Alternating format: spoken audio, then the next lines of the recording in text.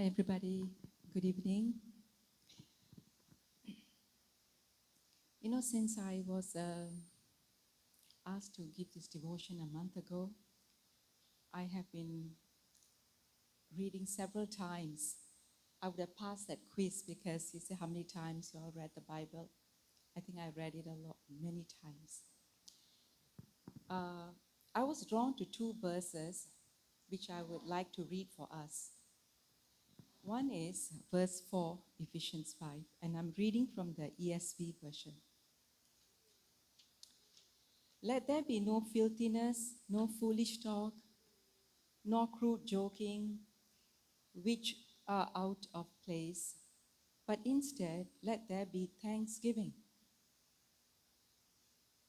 And the other verse is verse 20. Giving thanks always and for everything to God the Father in the name of our Lord Jesus Christ.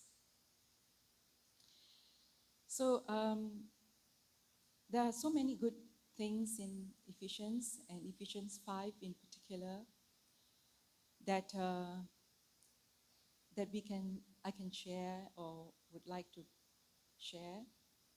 But the word that kept resonating to me was the word thankfulness, to be thankful, where in verse 4, Paul ends by saying, but instead let there be thanksgiving. And in verse 20, he says,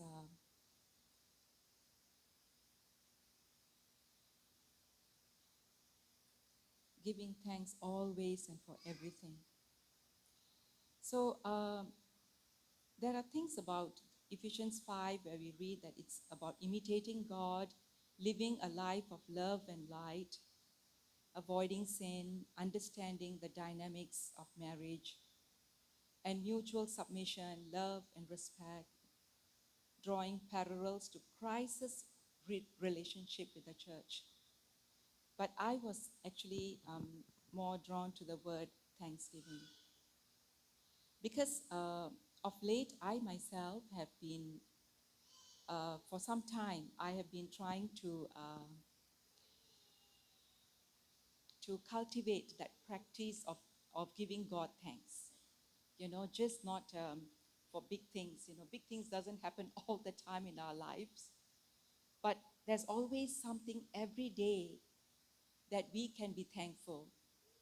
So I try to make it a practice, a habit, before I retire for the day, to take out my Google Docs, and then I put their journal, thanks, and the date, and then I will start writing everything that happened that day that I can be thankful for.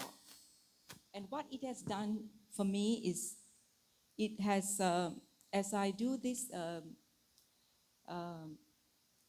practice writing everything, thanking Him, oh Lord, yes, you did this. And as I'm writing, there's more and more things I find that I'm able to thank God for.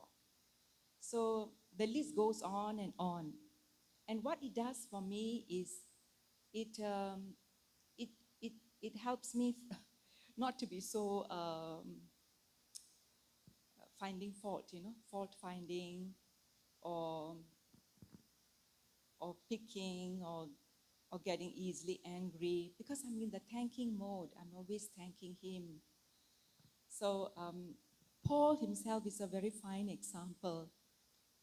He's always saying, I give thanks. Every time I remember you, I give thanks. I'm encouraged by your faith. I'm encouraged by your growth. I'm encouraged by your generosity. And he's expressing his appreciation, his gratitude, and his thankfulness. And so that at the same time, he's telling us also be thankful. In everything, give thanks, for this is the will of God. In all circumstances, give thanks. He's telling that to the Thessalonian church because they were facing persecution and going through some hard times. And in Philippians also, he says, be anxious for nothing, but in everything by prayer and supplication, with thanksgiving, let your requests be made known to God. So I just wanted to share that it helps me as I read. Everywhere I see that Paul expresses thanksgiving in several of his letters, his epistles. He's always thanking and encouraging and exhorting thankfulness. So this is what I wanted to share with you. Thank you.